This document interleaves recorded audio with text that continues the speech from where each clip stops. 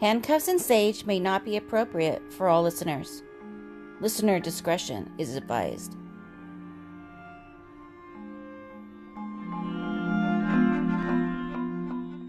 Hello. Hi guys, we're back. Yay! Yes, we had a holiday break. We did some vacays. We're all refreshed and I'm so refreshed. I'm refreshed too. I'm happy. I was totally counting the hours to get together today because I missed it. Just 1 week. I know. 1 week and I just missed the shit out of it. It didn't feel right to not record, and it was so up in the air, but we needed this holiday time. I needed to take a moment. For sure. Because work is crazy, family's crazy. And I feel good. We went camping this weekend. Right. Well, by the way, this is Timo. Oh, and Red. And Dre's not with us this week, but we do have a special something that we'll end our episode with for our badass story of the week. Because we know a badass. Oh my god, she's fucking badass. Mm-hmm. Yeah. So, okay, so you went camping. We should get better at our intro. This is Handcuffs and Sage. Handcuffs and Sage podcast. We are a true crime and paranormal podcast. And one of these days, we will get it right. Yes, we will. But, you love us, so that's okay. Not today. Yeah, not today. Okay. Not today. Yeah, so camping was good this weekend. We went out. The kids did side-by-sides. We camped. We did a bonfire. And I didn't have my phone. There's no reception. Yeah. And I was so happy. Like, the entire time, I'm like, I am so happy right now. Good. I mean, oh my gosh, I wish I could do that, too. Yes. It was nice. Yeah, well, we are on a little threesome text, and Dre was like, where the fuck are you guys? And then I kind of answered her back, and I'm like, oh, I bet you Red has no phone reception out there, so that's why she doesn't know what's going on. It was bliss. Okay, cool. This is the way we should be. Right? I know, right? Did you read? I didn't read. We were so busy the whole time. Okay. Just kind of out and about, and that's fun. Okay. Oh, I feel like a new Red. I started reading Zach Bagans' Ghost Hunting for Dummies. Maybe the first 4 or 5 pages. He just basically says, hey, this is what this book is about. It actually is like a how-to book on ghost hunting. I'm excited. Yeah, so I didn't get a copy for myself, so you need to read it and tell us what to do. And then I returned the Krampus novel. I never read it. No. I know, I never picked it up. I never read it. And then I was going clean. I just was on crack yesterday and just totally... You were doing crack Yeah, I was doing crack and put the Christmas tree and Christmas shit away. Brought out my vacuum, my mop. I just friggin' cleaned the shit out of my house. You're getting it done, girl. Yeah. And I found the Murderino, my favorite murder book that I've read 1 page of. What? And I haven't finished it. Well, obviously. They are my ladies. So that's the book I'm going to start reading right now because I have it. Yeah. It's amazing. Okay, good. Love them. Yes, I love them. Okay, who wants to go first? You do. Good job. I'm going to go first. And I think that after we read this story, this might be one of the ghost hunting places that we can do. I'm actually very excited to be doing things like this. Yeah. Oh my gosh. So we have to plan. I tried to talk Red and Dre into going a couple weeks ago on our little field trip to the Forever Hollywood. Mm-hmm. It's just a busy time. And the Museum of Death. Mm-hmm. It just didn't fit into our 3 schedules. We're gonna so we figure it out. got to do it. Yeah, coming up. Springtime is going to be the time. 2020 is going to be a great year. Uh-huh. You know that candle you got me? Yes, the success candle. I've been burning it. Okay, good. And I feel like things that work. What's it smell like? Here, I'll grab it. Okay. You know what it smells like? Black licorice. Oh, okay. So there's this cute little boutique over in Burbank that I usually buy all my little gifts for people. And they have these candles. They're called Good Karma candles. Yes. I posted it on it's sandalwood. Instagram. It's sandalwood is what it is. I think it says black licorice. Okay. So, I love it, and I feel like we need to get a giant one of these so I can burn it constantly. I'll check and see if they have other sizes. It's just like a little mini size, like a lip balm kind of size. Yep. And you burn them, and they have different things like success and love and all that. So I got each Dre and Red one for Christmas or for your birthday. One of the two. So yeah, cool. Okay, excellent. So thank you so much. Thank you for the success. You're welcome. I'm glad that we got that burning because 2020 is going to be success year. What was that? Success year? Success year. Our successful year. A sexy sex Yes, year? yes, Okay. yes. Because we are going to be some sexy bitches in 2020. Oh, and then What? we're going to have our listeners episode coming up. Yay!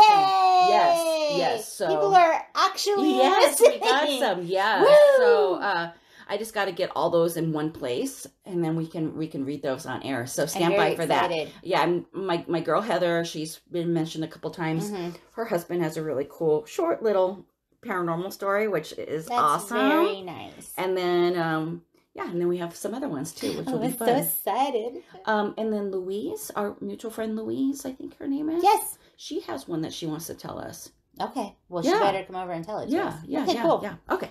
All right. So I got my my information, such good information, from 2 different articles. So I wanted to give a shout out to those articles before Shout I out. start. But I'm going to talk about the Cecil Hotel. Yay! Woo! Woo! Okay. So there is an article by theoccultmuseum.com, and it's called American Horror Story: The Dark History of the Cecil Hotel. And then there's also an article. It's called The Chilling Story of Murder and Hauntings Inside Los Angeles' Infamous Cecil Hotel. And that is by Katie Serena. Okay. So yes, oh my gosh, so much information, so good. Just wait. Okay. Just wait to hear. Okay. So the Cecil Hotel is one of the most spookiest, infamous, and haunted hotels right in our own backyard, Los Angeles, Yay. California. Let's go right now. Well, hold on to that. Hold thought. on to your Yeah. pants. So it's said to be haunted, but in my opinion, along with being haunted, I think it's cursed. Cursed? Yeah, Oh, it's I cursed. think we should skip this one, boo. No, Okay. because when you hear what's going on, it's My there's success something- candle just started working. I don't need to know. be cursed. Right. So, okay. Here's why I think that. This Okay. is my opinion. Okay. So it was built in 1924 by William Banks Hanner, and he spent $1 million back in the 20s. What is that? That's almost 15 mil today. 15 million? Yeah. That's what really not a lot of money to when you think about building a huge hotel. I could spend 15 million. Yeah. I but could do that, sure. in today's time, you got to think of all like technology and all that would be added to that. So back in the 20s, you didn't need that shit. They just needed indoor We plumbing. don't need that shit Yeah, now. we don't need that shit, but Okay. hotels need that shit. Okay, so about 15 million our money to time, today is what he spent. And it was to cater to the high-end international businessmen and the social elites. When I hear international businessmen, I think they're like freaks just getting like sex workers Yeah. and stuff on their Yeah. business trips. Mhm, But I mhm. guess I'm just being a judgy Jane over here. Yep.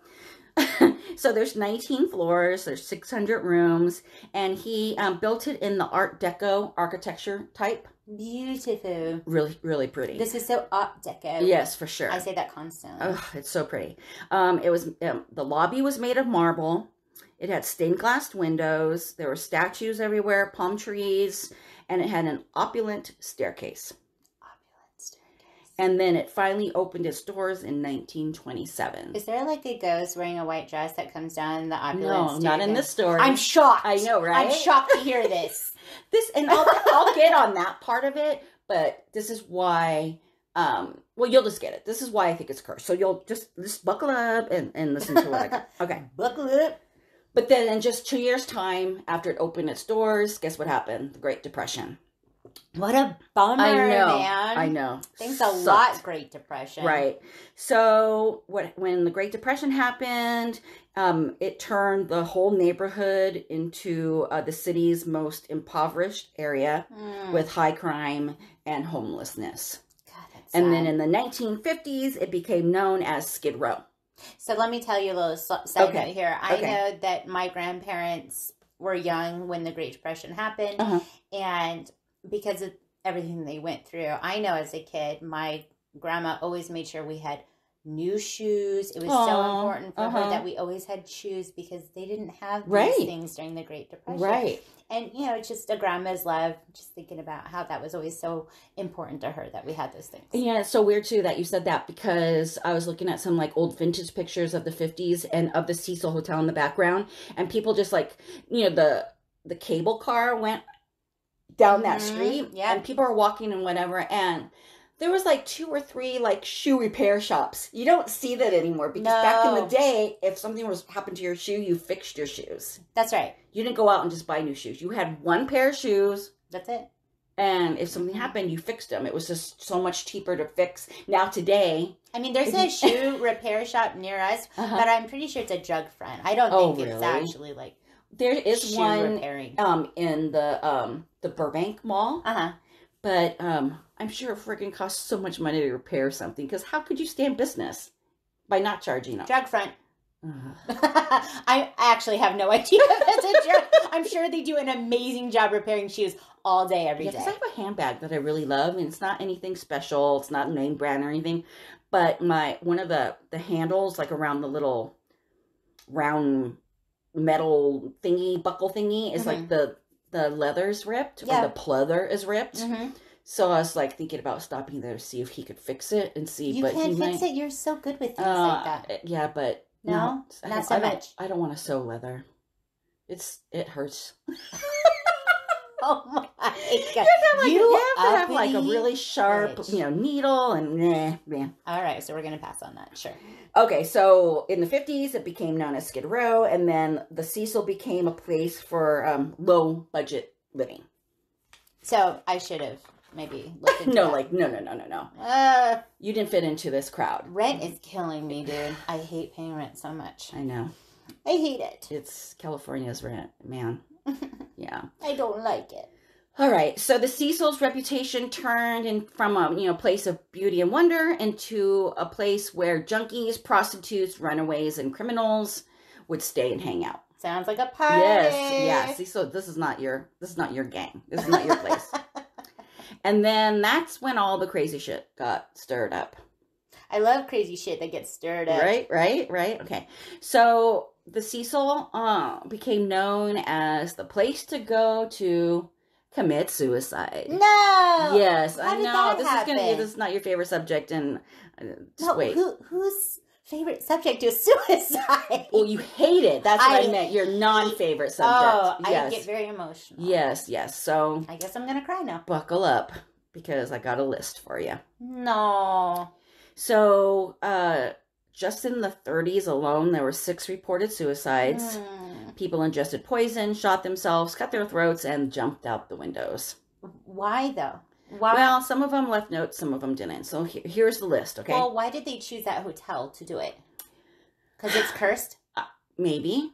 That's a good question. And that's why I think about this. Because, What makes things like this happen? All of a sudden, it's a suicide hotel? yeah. Why? Why? Exactly. I don't know why either. Yeah. Okay. Yeah. I just have questions. Yeah. But, Educate these me. people, it wasn't like the hotel made the people commit suicide. Maybe some of them, yes. They check Because in and they're like, they are you checked committing in, suicide But or they not? But they checked in with aliases. So it's like they knew they were going there to do something. You know what I mean? So who knows? I don't know. Maybe there wasn't anything. I don't know. I have no idea. They should have like a card outside the door and they say, if you are going to commit suicide, check here so we can clean up. Yeah. Oh, I don't know. Just thinking outside Yeah. the box. But people do check into hotels to do this, so that Terrible. they don't have to worry their See? family Yes. about the mess and Just all don't that. do it. How Yeah. about that? Yeah, just don't do it. Yeah. Don't do it. Okay. Ever. Don't do that. So the first one happened in 1931. It was a 25-year-old man, Benjamin Dodich, and he shot himself in the head. He did not leave a note. Benjamin! And then also in 1931, there was another man, W.K. Norton. He was 46, and he was found dead after taking poison. Really? Yeah. You know, that's pretty rare for a man to Yeah. do poison Yeah. to himself. I know, right? Interesting. Yeah. So, This makes me really sad because they're just in pain. They just don't have the help, Yeah. Oh, this is a bummerific. Yes, sorry.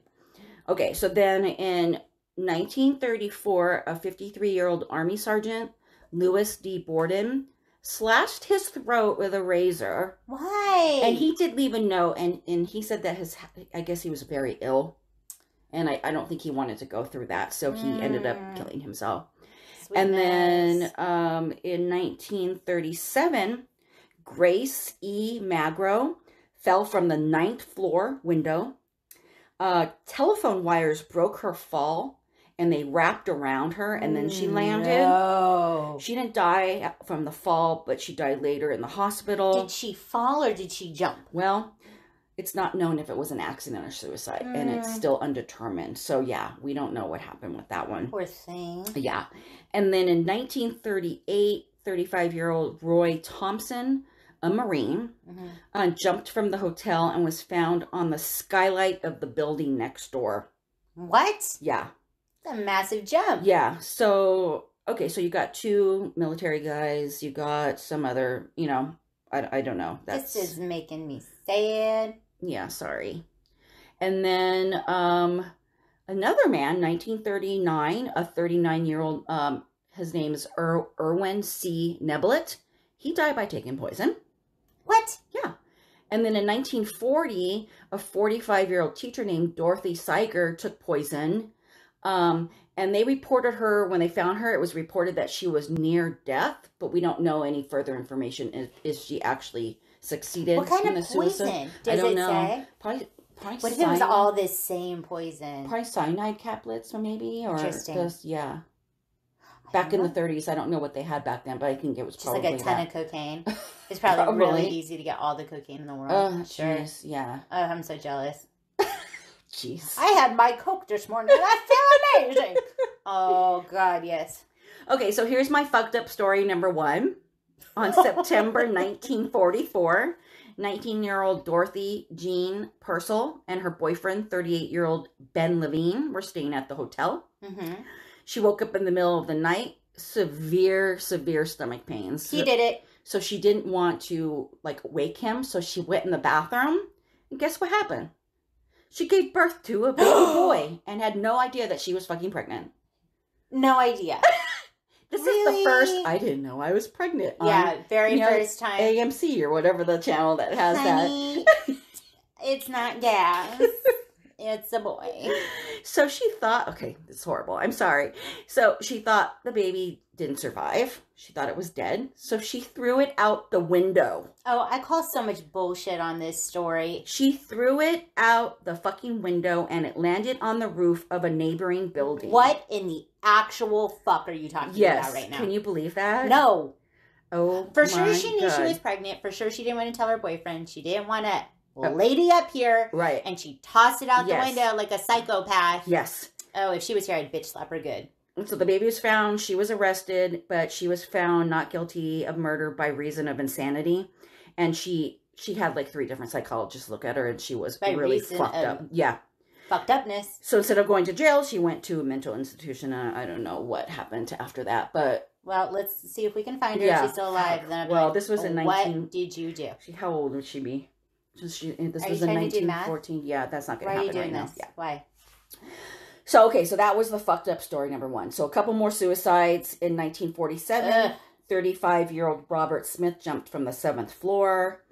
In 1954, 55-year-old Helene Gurney jumped off the 7th floor. Why? Yeah. Why did people choose to die this way? I don't know. Right? And she landed on top of the marquee sign. Yeah, ew. Who jumps? Can you... Ugh. What? I mean... I'm totally against suicide, but if you're going to do it, why are you jumping? Yes. What a terrifying I end. know. Ooh. Yeah. No. And then 1962, Julia Frances Moore, 50, jumped from the 8th floor, landing in the 2nd story interior light well. And she didn't leave a note. I don't know about the other ones, if they left notes or what their story was, but yeah, that's fun.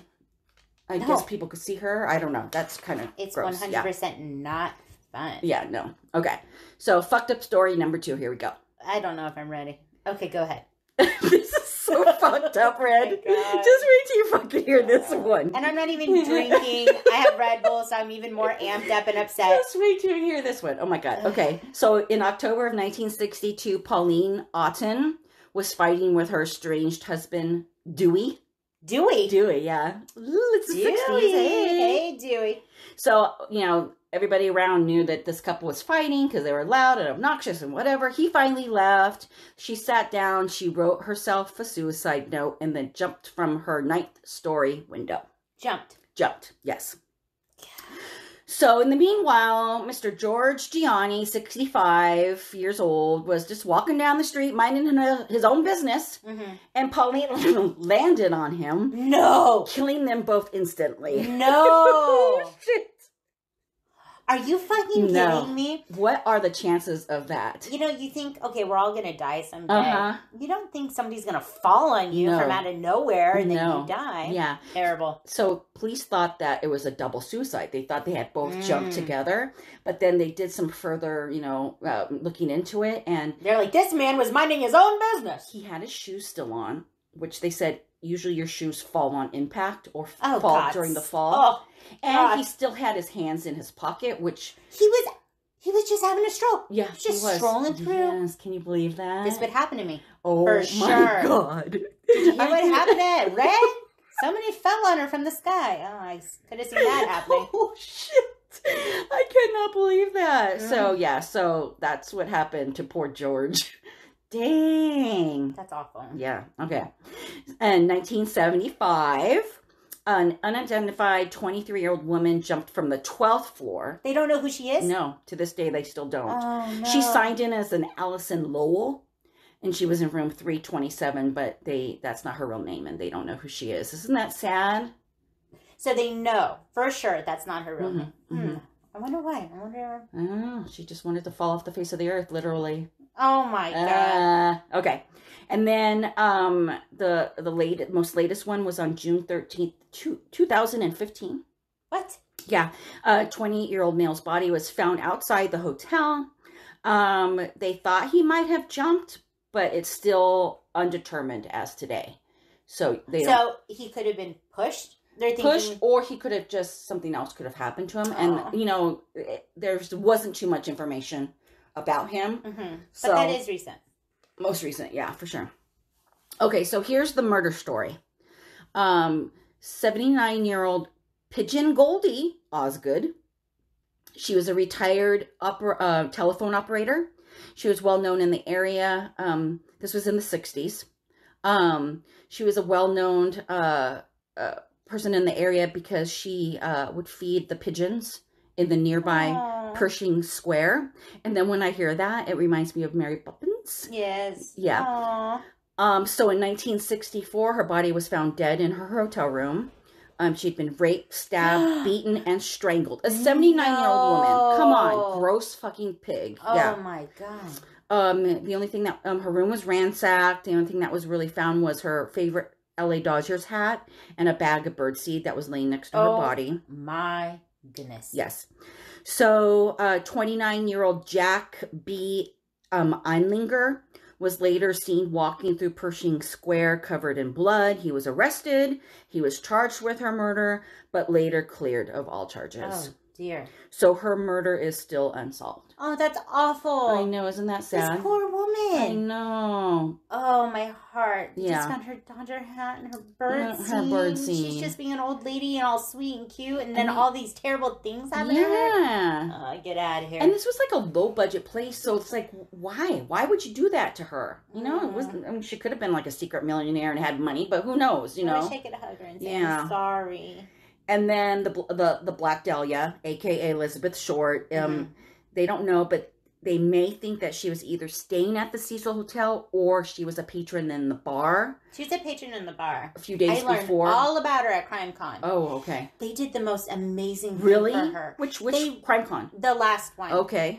We learned so much about who she I was. Love her. What kind of person she was. It was amazing. I feel so lucky that I got to go in and learn all about her. Because you just hear about her death. You don't hear about what kind of person she was in the life she was leading. So supposedly the person that did it is still unsolved today. Nobody really knows the story, but supposedly that doctor dude is the one that did it. That's what people say. I mean, everyone has different theories. Yeah, and there's a famous house up in the Hollywood Hills where he supposedly did it. So supposedly they think either she was staying there or she was in the bar And that's maybe where she met this guy, and then they left, and then she was found murdered, and all that gross stuff. Okay, so Katie Serena, who wrote that article, she quoted that the Cecil is a serial killer's paradise. What? Yes. So in the 1980s, the famous Night Stalker Richard Ramirez lived in the Cecil on the top floor. He murdered 13 people, and after each murder, he would throw his bloody clothes in the hotel's dumpster, then walk through the lobby back to his room in just his undies.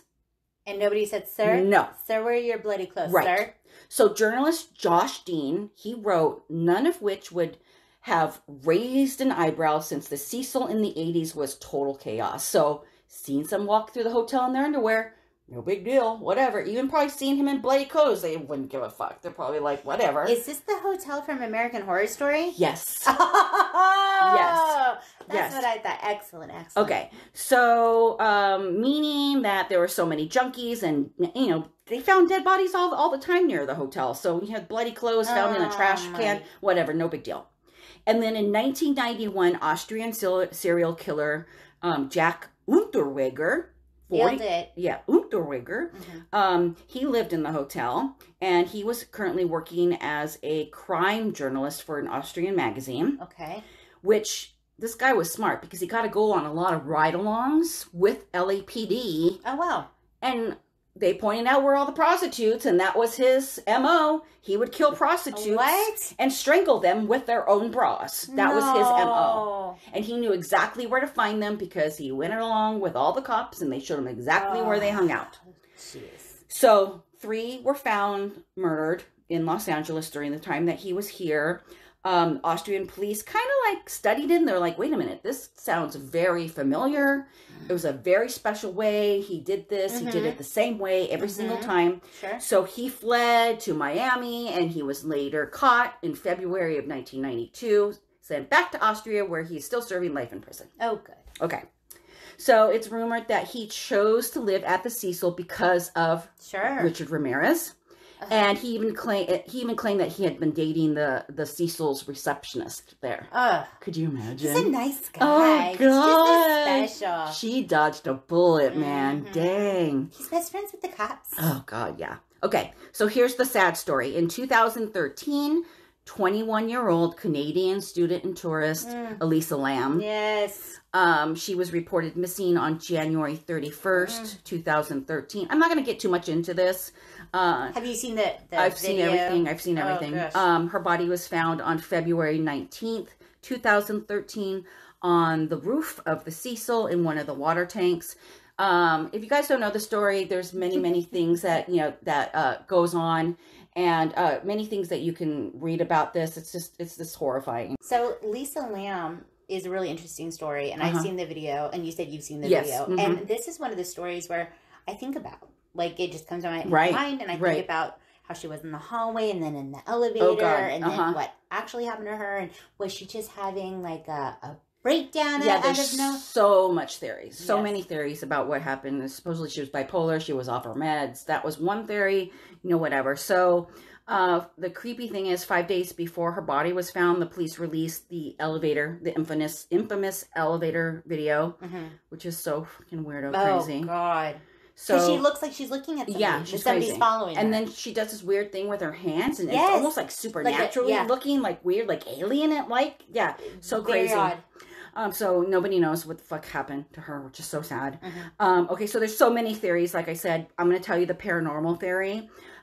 They think maybe she was doing the Korean ritual called the elevator game. What? Yeah.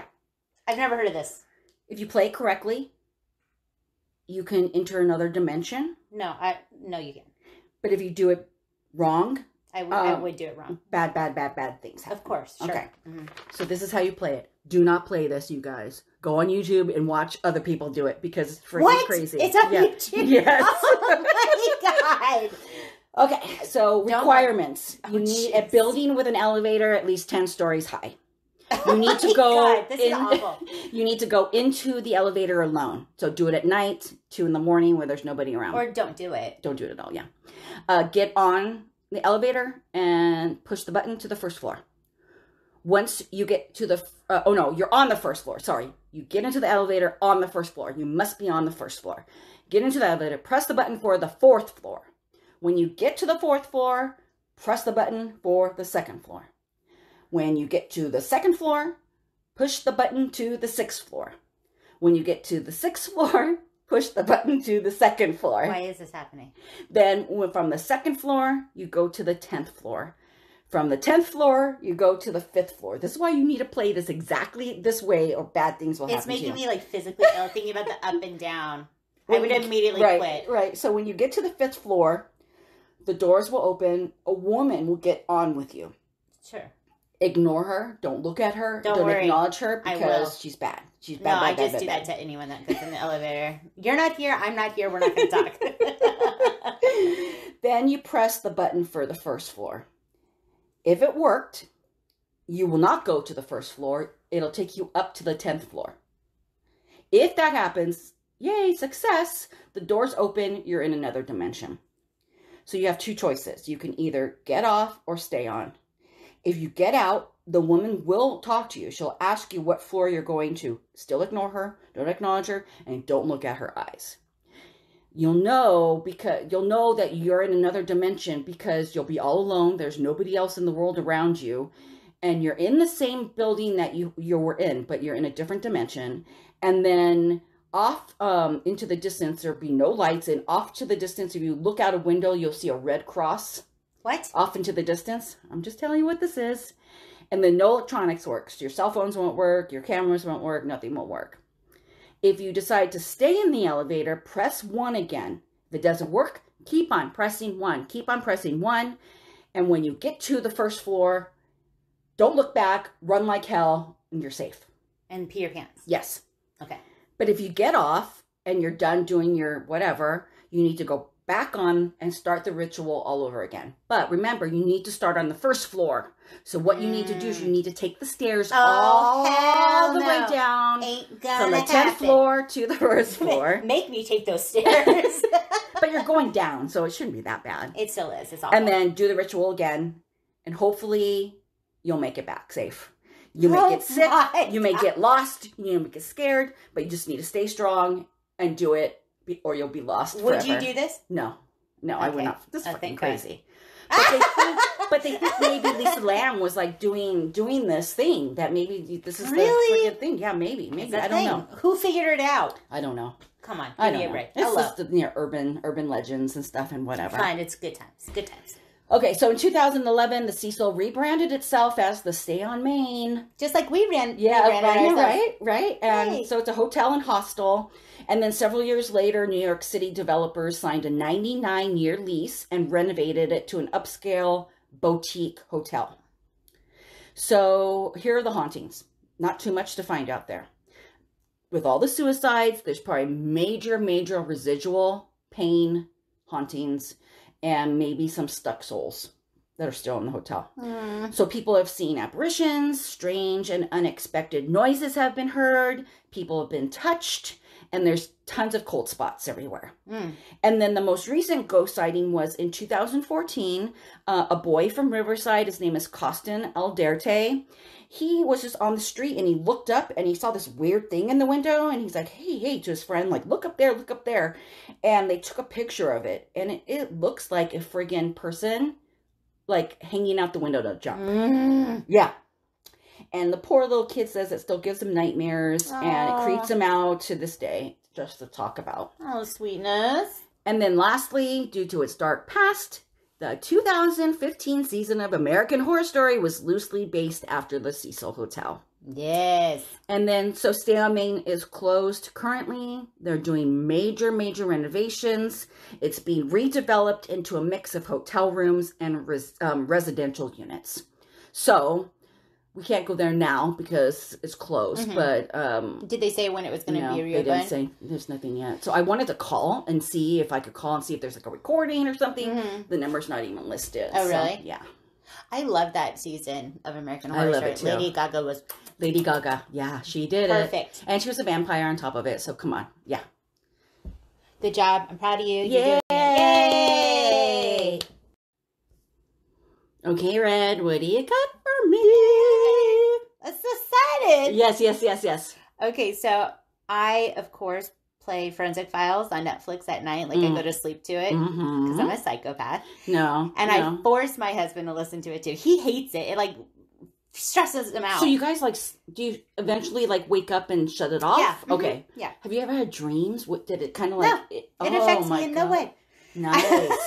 But I love Forensic Files. Okay. And actually, Forensic Files 2 is coming out in February. Yes, I saw that. Boop. I'm cool. so excited. Okay. So this is a story. Of course, he, like, tries to tune it out. But he was like, what?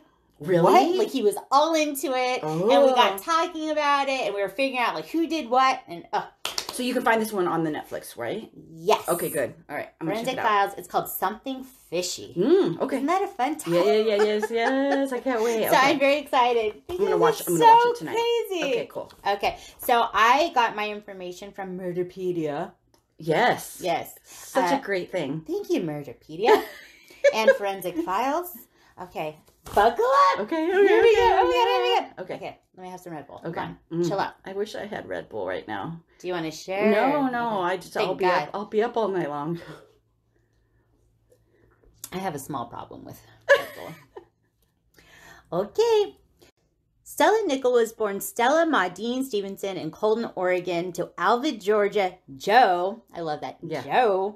Later changed her name to Cora Lee and George Stevenson and grew up poor. By age 16, she was pregnant with her daughter, Cynthia. Nichol then moved to Southern California, married, and had another daughter. She began to have various legal troubles, including a conviction for fraud in 1968. She's a fun gal. A charge the following year of beating Cynthia with a curtain rod. Oh, God. Mother of the Year goes to. And a conviction for forgery in 1971. This bitch just does whatever she wants. Wow. She served 6 months in jail for the fraud charge and was ordered into counseling after the abuse charge. Well, I hope so. Yeah. I wonder if it helped. Right. Rob's not, because we're telling this fucking story. Jeez. Oh, God. Stella met Bruce Nichol in 1974. Nichol was a heavy equipment operator with a drinking habit, which suited Stella's lifestyle. And the two were married in 1976. In the course of their 12-year marriage, Bruce Nichol entered rehab and gave up drinking. Yay, Bruce, you're doing it. Okay. Proud of you. Reportedly, Stella resented this. Her bar visits... Of course. Yeah, she was soups pissed. Her bar visits were curtailed by Bruce's sobriety, and Stella cultivated a home aquarium as a new hobby. What do you do when your husband starts drinking? You get an aquarium, and you put all your hopes and dreams Oh, my into gosh. it. Okay. On June 5th, 1986, the couple were living in Auburn, Washington, when Bruce Nichol, 52, came home from work with a headache. According to Stella, Nichol took 4 extra-strength Excedrin capsules from a bottle in their home for his headache and collapsed minutes later.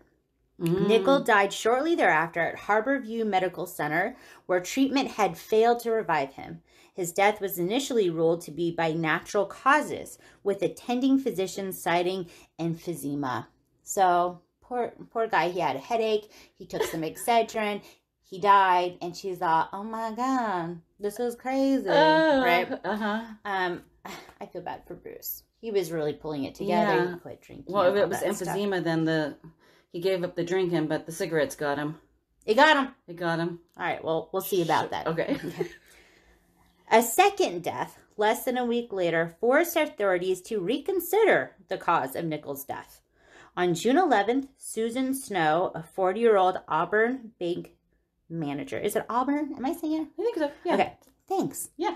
Auburn bank manager took 2 extra-strength Excedrin capsules for an early morning headache she had. Snow's husband, Paul Webking, took 2 capsules from the same bottle for his arthritis and left the house for work.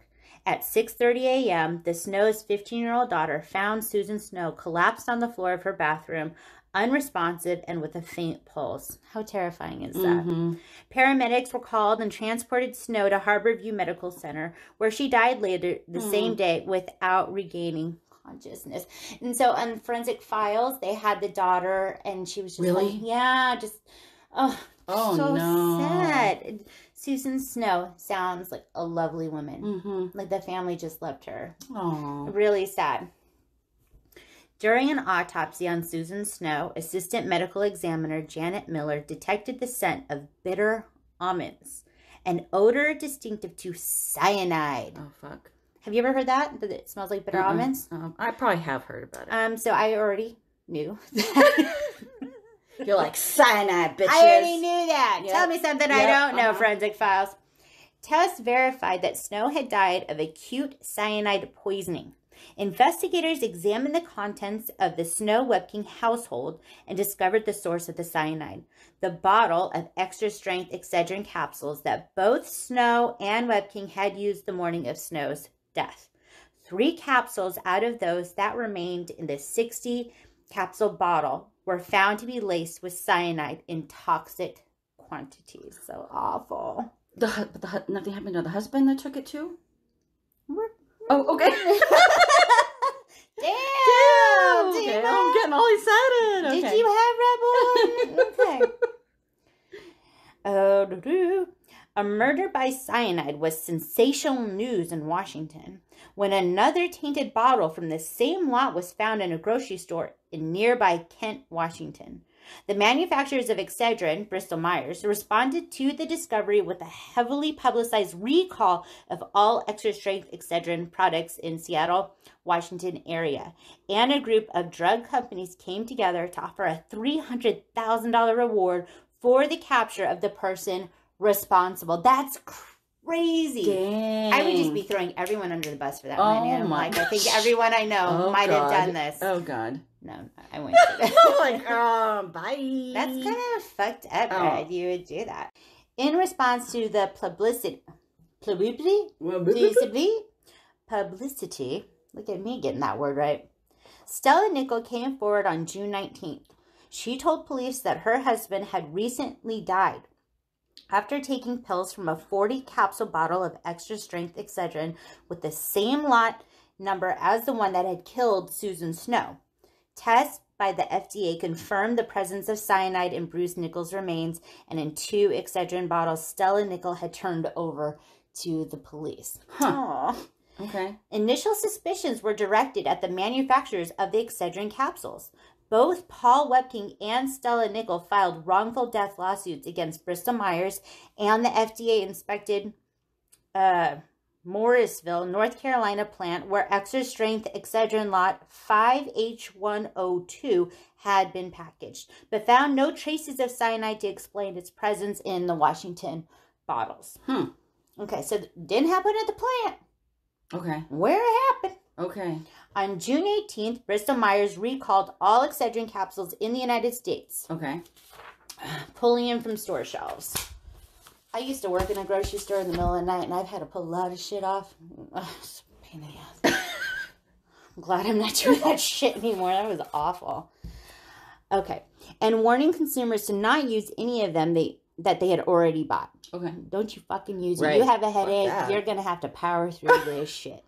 There's always Advil, which I prefer. Or the Tylenol. And then there was an issue with the Tylenol back in the day, Stay away from Tylenol and Excedrin. Advil's fine. Or Red Bull. Whatever. Okay. 2 days later, the company announced a recall of all their non-prescription capsule products.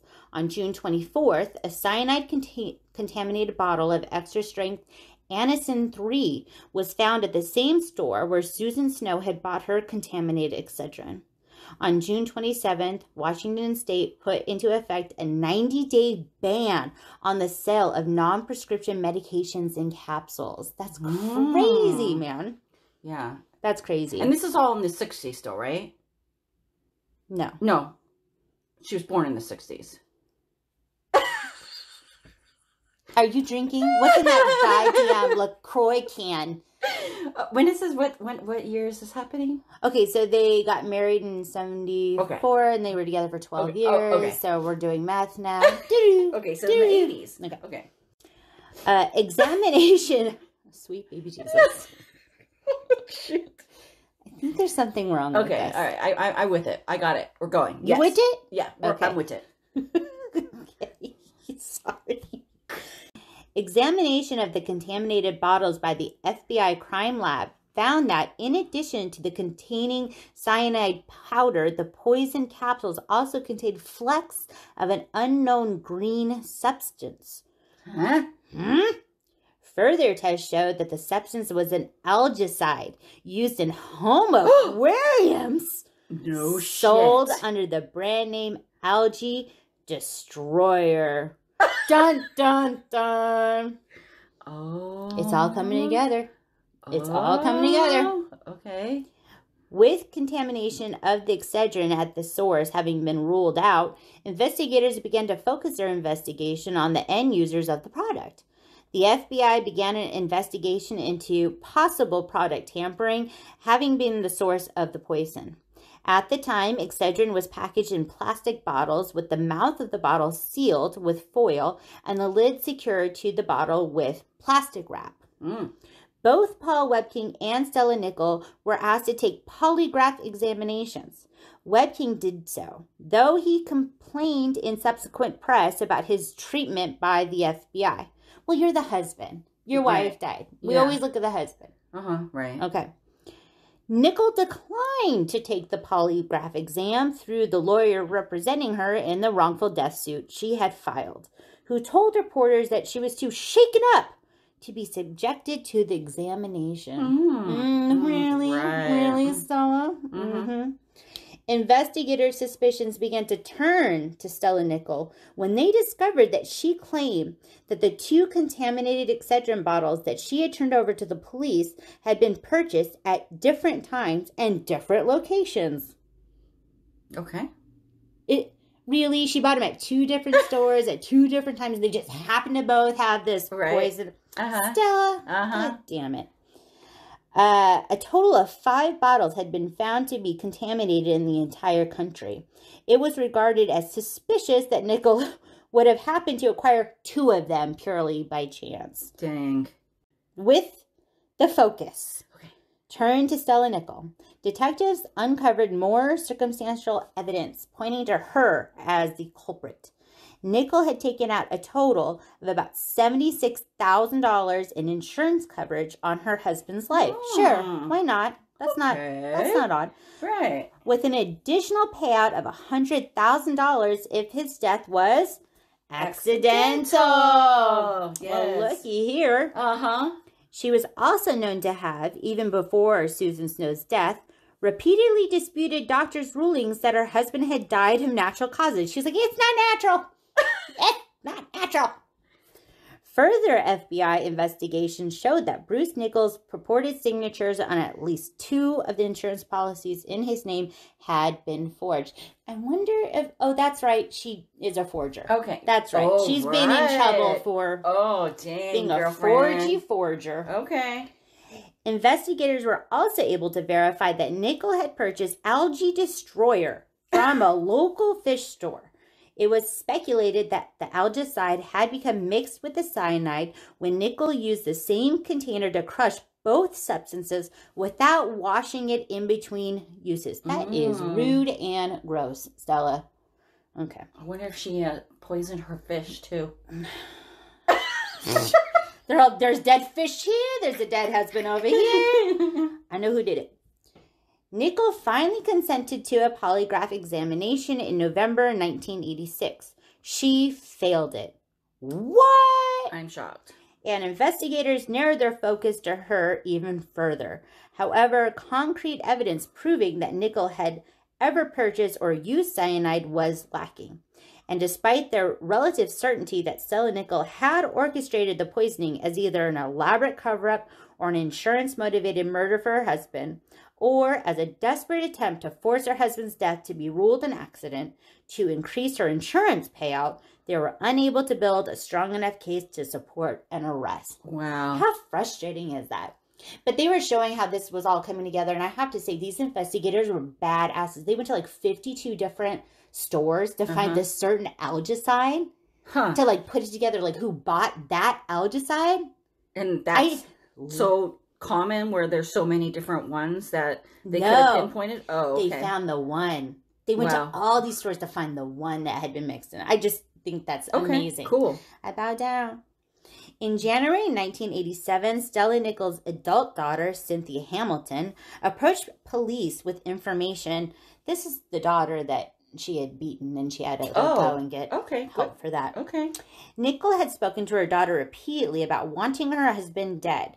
He was a bore, Nickel said, who, after having gotten sober, preferred to stay home and watch television rather than go out to bars. Oh, no. Poor Stella. How is she going to make fun happen if you can't drink? I kind of get it, Stella. Oh, my God. That's sad, girl. That is sad. No, but I like to stay home and watch TV, too, so hey. You can get along with both. Right, okay. Okay. Nickel, Hamilton claimed, had even told her that she had tried to poison Bruce previously with foxglove. What is foxglove?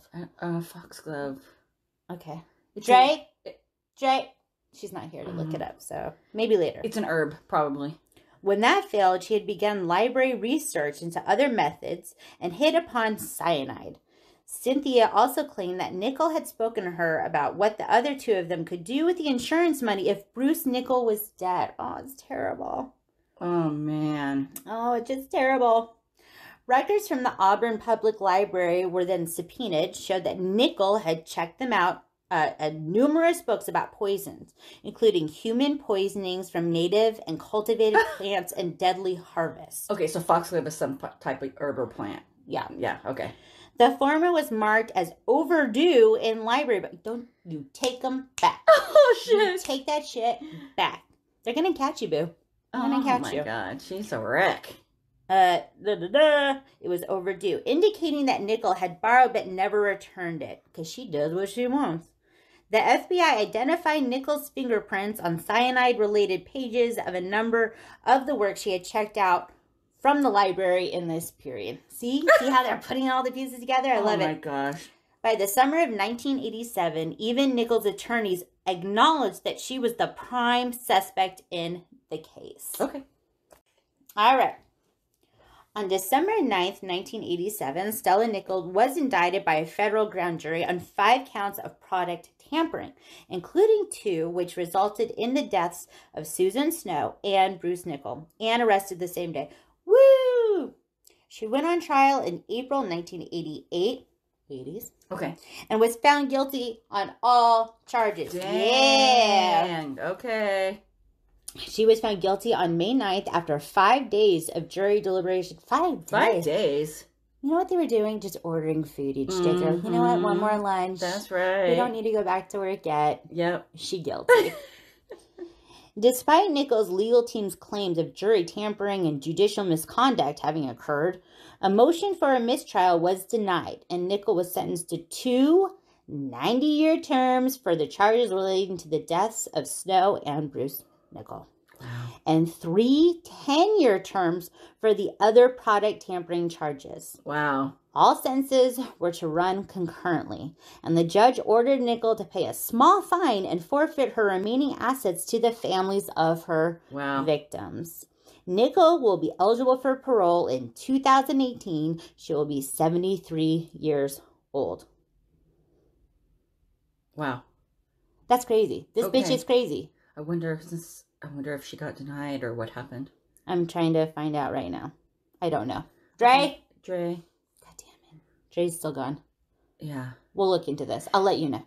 How did she fucking tamper with... How did she do that? How did they figure out how she actually... Well, on the show, they showed, like, what she must have done to, like, do the seal like this. And she took the capsules. She had taken the cyanide and she ground it up into the same thing that she had done with the algicide. And she didn't clean the bowl in between grinding them up. Refilled them. And then she, like, buy them, steal them? How did she get them from her? She put them back on the shelves. Oh. She had bought them and she put them back on the shelves. Dude, that's a lot of fucking work. It's terrible. And she did this all. She did it all. So she could get the bigger insurance payout. Oh! I have some pictures. Oh, she's scary. She's scary. This is her and Bruce. Oh, look how happy. They're wearing flower cowboy shirts. They're wearing matching shirts. Oh, so sad. Look at her. She looks like a crazy bitch. Yeah. Dang. Right? She looks like she does forgeries and she beats children and she kills people. But she doesn't know. Wow. Terrible human being. Absolutely. It's brilliant if you think about it, but no, it's... not at all. No, terrible. She's awful. Terrible. Okay. So, if you smell bitter almonds... It's cyanide. Mm-hmm. Yay, Ray! Yay! That was good. That was a good story. Thank you. So, we all know we talked about what Dre is going through right now. Mm-hmm. I asked her to write out her experience, and she sent to us a novel. She sent us an essay. She sent us an essay, and she was like, "I was a bright girl," because we're like, okay, so Dre's in San Diego right now. She's going through the procedure for her stem cell donation, and she couldn't be here with us tonight. So since we have her do our badass story of the week, we're like, okay, well, we'll just do one. I'm like, wait. She's the badass story of the fucking week, dude. I mean, it's kind of a bummer she's not here just to, like, Google things for us. Right. But I guess saving a life is good, too. Right. We'll let this one go, Dre. So I said, hey, write up your experience so far, and then we'll just talk about you. We'll talk about you for our badass story of the week. So I'm going to read it exactly the way she wrote it, and I hope you guys just think about what she's doing, what we all could do, and what this means. It's just incredible. It is friggin' incredible. Okay. Have you ever been told you are one in a million? We grow up hearing this cliche and striving to be special. Can you imagine how extraordinary you'd feel if you were told you were 1 in 20 million? Well, it's pretty scary. Imagine being told you were a perfect match for someone out there in the world, a complete stranger, someone you have no ties to, no one you know, no one you love. You're given the age, sex, and diagnosis, and that's it. Would you step up and save a life? Would you have the ability to actually, no kidding, save a life? What's your choice? Well, it was easy for me. I've donated blood so many times, I've lost count. I'm a registered donor, so when I die, if I'm healthy and organs are viable, I hope someone, a stranger, can live a long life with a new heart. Okay, I'm starting to tear up, you guys. So, do you want me to do part of it? Me. No, I think I can get through it. You can do it. Whew, okay. Live a long life with a new heart, lungs, kidneys, cornea, and even skin. Give that same thought to maybe consider donating if you want to do something extraordinary. So donating my bone marrow or stem cells was an easy decision for me. Be the Match called me on November 18th. So Be the Match is the company. And I have my kit that I'm supposed to do my swab for. We just had a school shooting in our town, and emotions were still high. It was a simple call. Do you remember signing up for a bone marrow donation when you were 30, 10 years ago? Well, we've just found someone who needs you. A 48-year-old man with acute myeloid leukemia, a rare form of cancer that can be treated with bone marrow or stem cells. Are you still interested in donating? No chance to think it over, just a yes or no. Ugh. I answered yes so fast, I think it surprised the representative, LOL. I think it surprised me too. Had I been waiting for that call? Maybe. I always wondered why I'd never been called on in all this time. For some reason, I had a good cry after the call. So with my journey, I had a full physical, an EKG on November 21st, just days later. 20 vials of blood, taken to test everything under the moon. The poor nurse taking my blood was so scared. I definitely calmed her, because if you know me, you know I'm a people pleaser. She was sweating and I was cracking jokes, trying to ease her stress. I told her to take a deep breath, take her time. I wasn't in a hurry. She was so thankful to have me as her patient. We laughed and went on our way. So let's get to the nitty gritty. Fast forward to my birthday, December 19th. I finally got my $1,000 injections. There's no backing out now. Lots of paperwork and signatures at this point, but nothing crazy. And here we are, January 2nd, 2020. I had to go to my job, I'm a nurse, to someone that could help me get the injections, because guess what? I'm a freaking chicken and have never given myself a shot, LOL. Thank you, Monique. Produce Monique. Oh, okay, so she spelled it M-O-N-I-C, and then she pronounced Monique. For your awesome friendship and love. Aww. But these shots are not for the weak. Ouch. I had to get 4 because of the dosage. So yeah, that was fun. I roll. But shots are nothing compared to what's next. The liquid burns for hours and hours. Later comes the bone pain. The medication is literally taking or loosening my stem cells from my bones and allowing it to freely flow into my bloodstream so they can be removed later. I have hip pain and I can feel my joints aching. So I'm on around the clock Advil. I was feeling super emotional on the day because I couldn't breastfeed my baby. The following is something I wrote to my breastfeeding advocates online. I'm okay at the moment, but will be in tears tonight. I'm doing something amazing and honorable. I'm 1 in 20 million. I've been selected as someone's lifesaver, a stranger that I don't even know. He's a 48-year-old man with acute myeloid leukemia, and I knew this day would come. I'll be donating my stem cells to save his life. Today marks the last time I can breastfeed my 11-month-old baby boy, and it hurts. Tonight will be so hard for him to understand, to comprehend after 11 months of suckling through the night that we have to stop cold turkey. I tried weaning a bit, but he's teething and needing me more than usual. But there's this stranger out there that needs me more. You see, I'm on day one of 5 of Flistagram injection that will pull the stem cells out of my bones and into my bloodstream. I was told that I needed to pump and dump for the 5 days plus 2 more.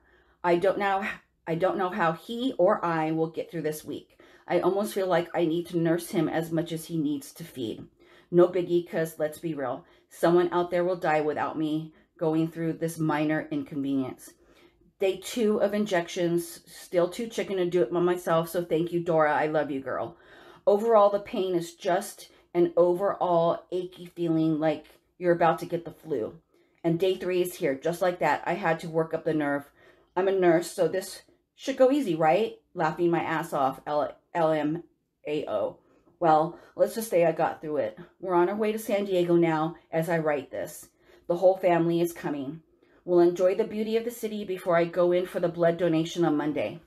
They paid our stay at Embassy Suites in La Jolla, and it has an indoor pool. Yay! I have 2 IVs, 1 in each arm, 1 to remove my blood while a machine separates the stem cells and reroutes my blood into the other arm. I'll be sitting stationary with both arms propped up for 4 to 6 hours. I hope I don't have to pee or gasp poop, because I'll have to use a bedpan for that. Laughing my ass off. So bright side, always look at that bright side. I have the potential to be a real hero to someone. I have the ability to save someone's life.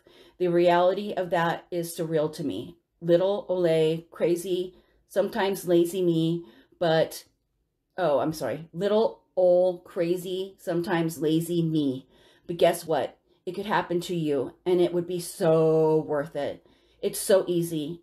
It'll all start with a cheek swab, something so small you just forget and that you even did it. Go be 1 in 20 million. Go save a life. Yay, Dre! Oh my! You guys, she's doing something. I know she's doing fucking.